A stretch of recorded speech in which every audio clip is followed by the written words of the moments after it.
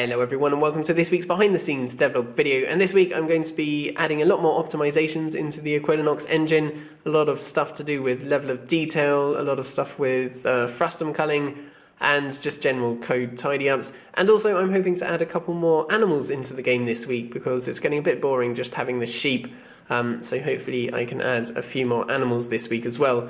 And of course, I've got the 2 videos to do, so I need to prepare the devlog video for Saturday and the tutorial for Sunday.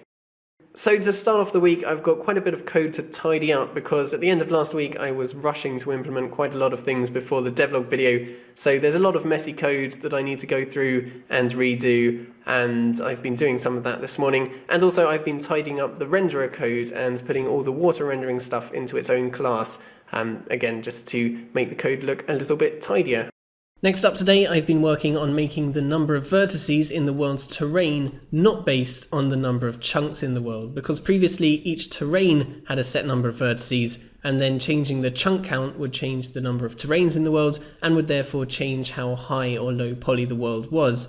But I didn't want that to happen. I want to be able to set how high or low poly the world is here, and also be able to choose how many chunks are in the world, and they shouldn't affect each other. So I can set this to 1000 and I can set this to 2, and if I run that I get a really high poly world with only 2 by 2 chunks.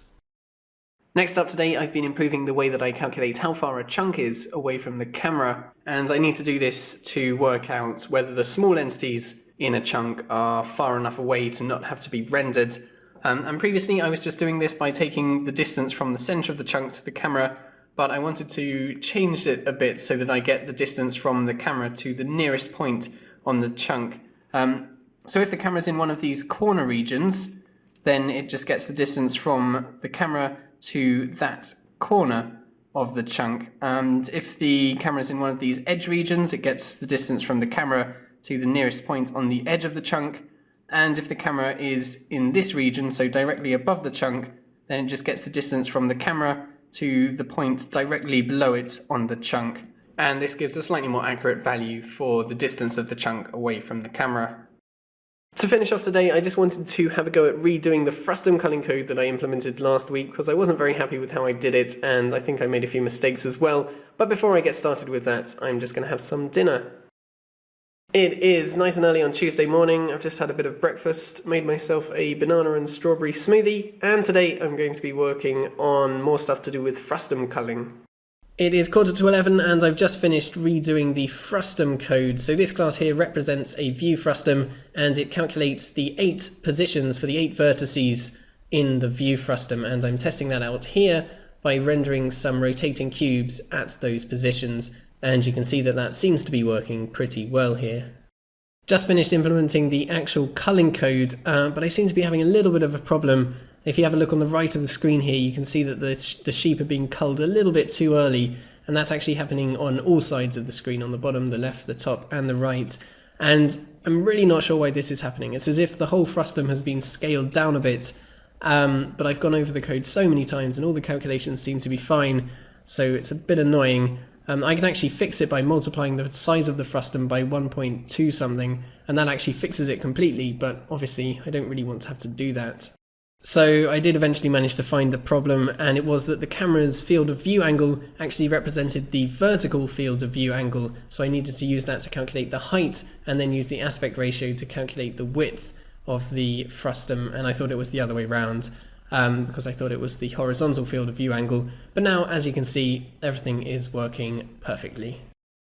This afternoon I've been working on Frustum culling chunks of the world, and last week I was using bounding spheres to surround the chunks, but this week I wanted to switch to AABBs because they fit the square shape of the chunk a bit better. So I looked up how to do it, I implemented the code here, and that is all working nicely now, so the chunks get culled and don't get rendered when they're not in the view of the camera.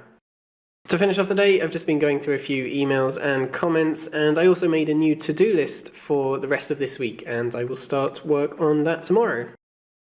Good morning everyone, it is Thursday morning. Yesterday I didn't really get that much done, so there's no footage of Wednesday. I had some other stuff going on, so I didn't really make any progress on the game. But today I'm going to hopefully make up for that. I've got my to-do list here, and I'm going to be racing my way through this list today, hopefully. Just been implementing Frustum culling in the 3D picking system, so now entities are only rendered during the 3D picking process if they are visible, and that's if they're inside the view Frustum. So I've been printing out the number of entities that are being rendered. At the bottom of the screen you can see that here. So at the moment when I'm zoomed out it's 390-ish, but when I zoom in on an area, obviously a lot of the entities are now outside the camera's view, and so only 50-something entities are now being rendered. Next up today, I've been implementing Frustum culling for when entities are rendered to the shadow map, so that only entities in view of the camera actually have shadows. So down at the bottom here you can see the number of chunks and entities that are currently being rendered to the shadow map, but as you can see when I zoom in on an area, that number gets cut down quite a lot thanks to the Frustum culling. So now that I've finished all the Frustum culling stuff, I'm just going to be going through this to-do list for the rest of the day, and I started off by tidying up some of the world loading code, and now I'm just having a bit of lunch.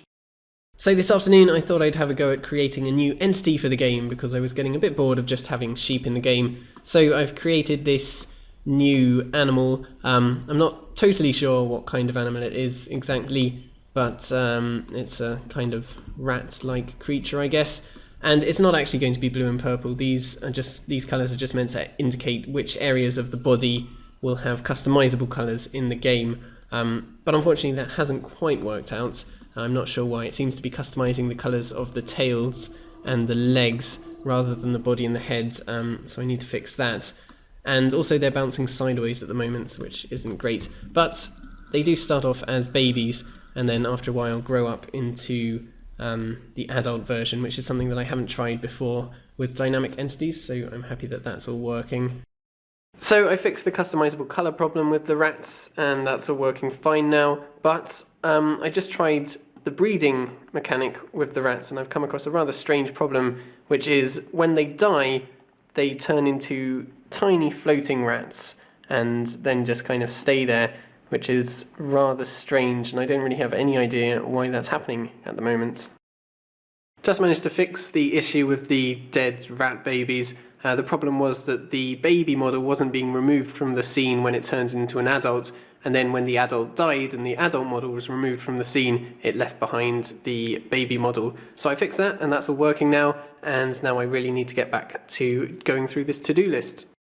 It is 7 o'clock now, and this afternoon I think I've got a little bit distracted from my main task, which was meant to be to go through that to-do list, because instead I've been working on some AI for these new rat creatures. So as you can see, that's all working now. They kind of sit around for a while and then wobble off to a random nearby location.